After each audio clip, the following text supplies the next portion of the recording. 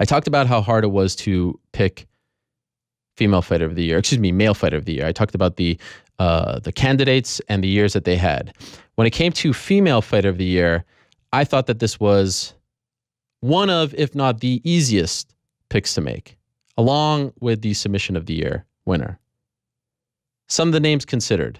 Nico Montano, she wins the Ultimate Fighter. She becomes the first ever women's flyweight champion. Great year for her. Who saw that coming? Who knew Nico Montano this time last year, right? I mean, that's just phenomenal. You become a champion, first ever in UFC history in that division. You win the Ultimate Fighter. You beat a lot of highly ranked fighters, respected fighters. Great year. She was in the running. She's honorable mention. Tisha Torres ends the year very strong, had a very good year, came back. She was on my short list. Of course, Cynthia Calvillo should be considered as well. Yes, she ends the year with a loss, but you go 4-1 in 2017. You go 3-1 in the UFC. You start your UFC career 3-0. I think you should be considered as well. So Cynthia Calvillo was on the list. Chris Cyborg had a great year. In fact, what a roller coaster it was. This time last year, she's provisionally suspended. This time last year, we don't know if she'll ever fight again in the UFC. This time last year, she's sitting around watching two other women fight for the inaugural featherweight title, and her future very much in doubt. She ends the year as the reigning defending featherweight champion. She wins the belt in July against Tanya Eminger. She comes back and successfully defends it against Holly Holm. She's on my short list. But in the end, it came down to one person. It came down to someone who went 2-0 this year. It came down to someone who finished Michelle Waterson back in April. And then it came down to someone who pulled off one of the greatest upsets, one of the greatest victories in the history of MMA, not just women's MMA, but MMA period, when she defeated Joanna Jędrzejczyk back in November at Madison Square Garden. It came down to Thug Rose Namajunas, my 2017 Female Fighter of the Year, and she is kind enough to be joining us via the magic of Skype to accept this award. Hello, Rose. How are you? Congratulations. I'm good. How are you? I'm doing great. 2017 Female Fighter of the Year. How does it feel? The most prestigious award in MMA, the MMA Hour Award. It is yours. 2017 Female Fighter of the Year, the easiest one to pick of all the categories. Unanimous. If anyone picks anyone else, it's absolutely insane. It's yours. How does it feel? It feels great. I mean, I'm pretty used to like a lot of times in my life where I've almost been in first place, but just didn't quite get there. And it feels great to, oh, wait, what just happened here? Yeah, it feels great to finally just, get that satisfaction of being first. You got over the hump in a big way. You're the champ. I saw you post on Instagram. 2017 was and new. 2018 is and still. Before we get to that, let me ask you about, like, when I ask you, like, when you, like, in 30, 40 years, you have grandchildren, you're sitting around by the fire, they come up to you and they say, Grandma Rose, what was 2017 like for you? How would you describe this year? It was a huge, I guess, turnaround from 2016. 2016 was very, even though it was, had a lot of success, there was a lot of challenges and, things I had to get over. And I think 2017 is just a turning point for me. Everything started to fall into place. Relationships got better, just throughout my entire life, family and friends and things have been more stable in my life. And so I've been a lot happier and stuff. And I think that has reflected onto my career a lot. So, yeah, it's been a great year. Be honest with me. If I asked you this time last year, so like January 2nd, 2017, right? You're coming off the loss. There, you talked very openly earlier this year about the stuff you and Pat were dealing with. Like, did you really foresee this? Are you somewhat shocked that this all has happened in the span of 365 days? Did you really think by the end of the year that you'd be champion? Yeah, I definitely knew that there was times where, I didn't know for sure, like, this is how it's going to happen, but I had a strong feeling that it would. Everything was, even though there was a lot of challenges that I had to get over and stuff, the stars seemed to kind of align for me. Certain blessings were, and people that were brought into my life, one, just for example, that just popped into my head, like Valentina Shevchenko and her team coming into town was a huge help for me, and just getting to know them was awesome. So, just like little things like that, it had proved to be like, this is where I'm supposed to be. And, it's just kind of my destiny, I feel. It's been 2 months since you won the belt. Can you say definitively that your life has changed? Like you feel a difference in your life? I mean, I think we've been sitting around trying to figure out what's different. And I think that's what's different, you know? Okay. It's just like, there's not really much that has changed, you know? We've gotten some opportunities that have like come by us, but not nothing really that's just like not what I kind of envisioned. It would be like all kinds of crazy and stuff, you know? It's just, I've had a lot of time to just sit at home and just relax. Even though like I'm like sick right now and stuff, but I don't know. Well, you deserve the time we're off. getting ready to leave. What's up? Where are you going? Sorry. No problem. Okay.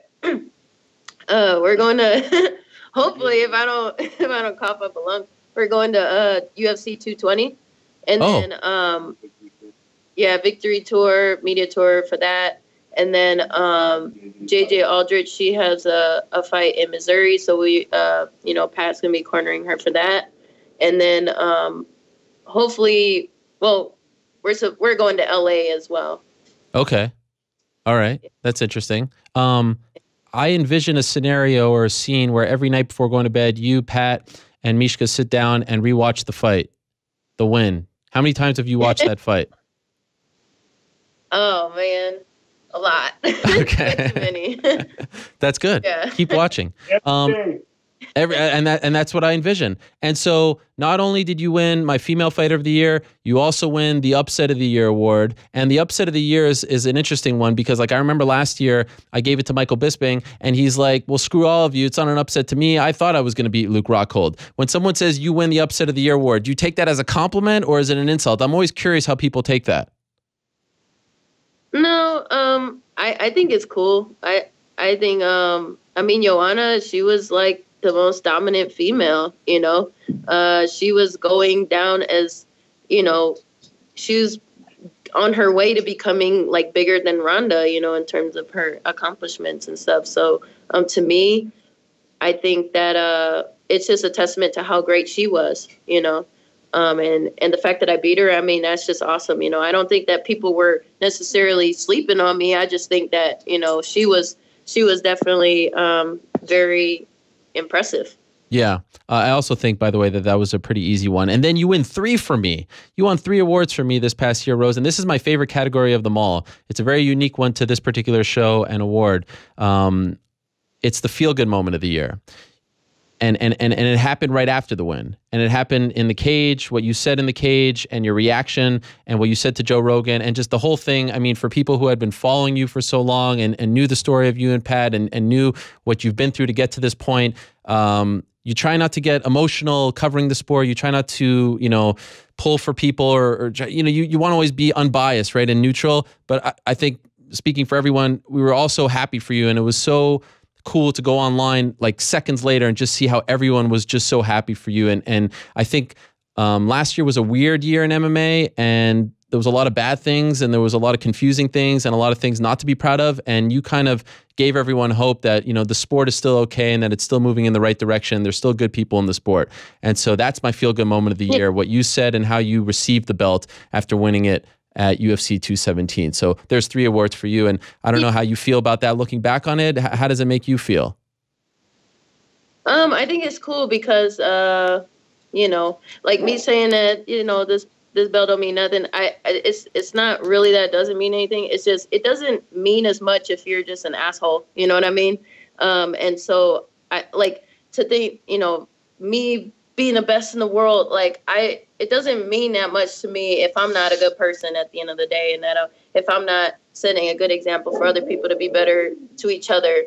I think that it's like, what's the point of being the best in the world if you know you scratch and claw your way to the top and you push everybody down instead of lifting everybody else up with you? I think that's more important, is to be a good person. So definitely, you know, getting the belt, that is a bucket list kind of item for myself, and it's good for my own ego, you know, to be able to say that I'm the best in the world now. Like, that's awesome.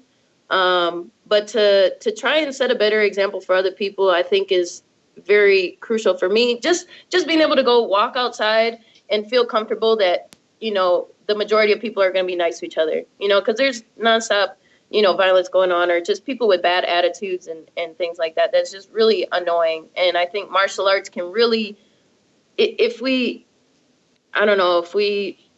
think it can be a great tool for people to learn martial arts and learn more about it, to teach people how to be more respectful to each other and be nicer and stuff like that.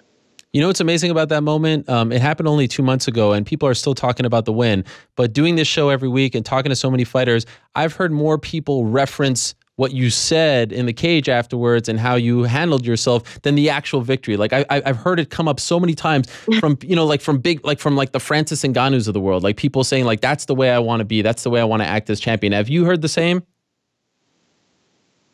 I've definitely seen more fighters be more respectful to each other as of recently. I think there's been people that have been more nice to each other. There's been still there's always gonna be jerks, whatever. So, but I think the overall tone of things has shifted a bit. Great. Well done on that. Last thing before I let you go, this is more a look back at last year, but I'd be remiss if I don't ask you about 2018. Of course, you're the champion. You want to remain the champion. Is there anything you could tell us about the next time we'll see you in there? Any plans yet?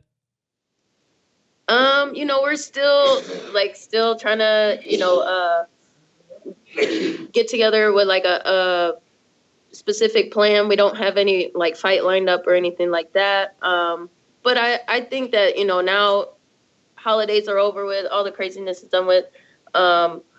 I think I'll be getting back in the gym and start training and stuff like that. And hopefully we'll have some more solid news coming up soon. But right now there's still a lot of things that I need to take care of, just business-wise and everything like that. Is there someone that you've zeroed in on that you think will be first up for you as champion, or not yet?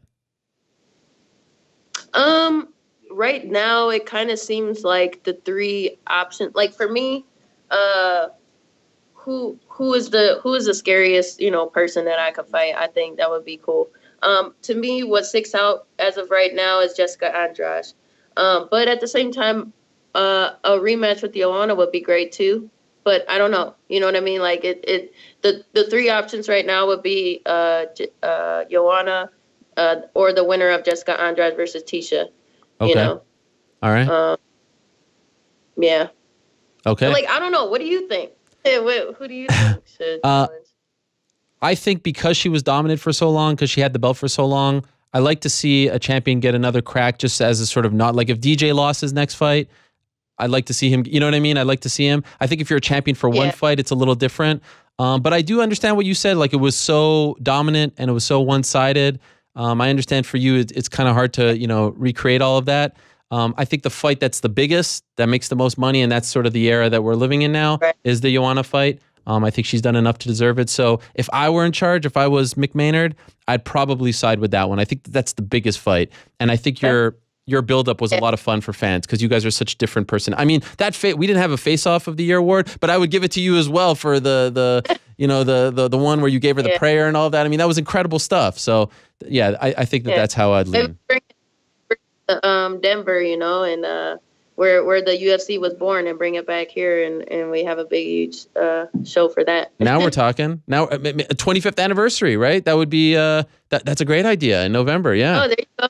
There we go. There we go. November of 2018 would be 25 years. That's amazing. Well, congratulations to both you, Pat, the rest of your family on a fantastic year.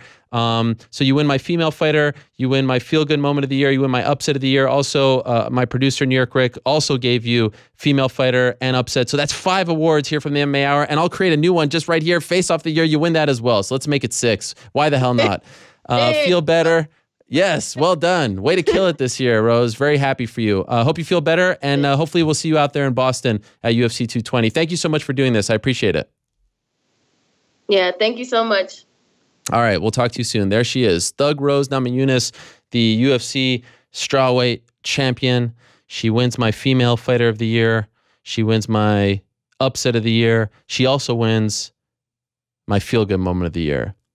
Next year, Face Off is that's a good one. I like that face-off of the year. I think that makes a lot of sense. I don't really see that. I mean,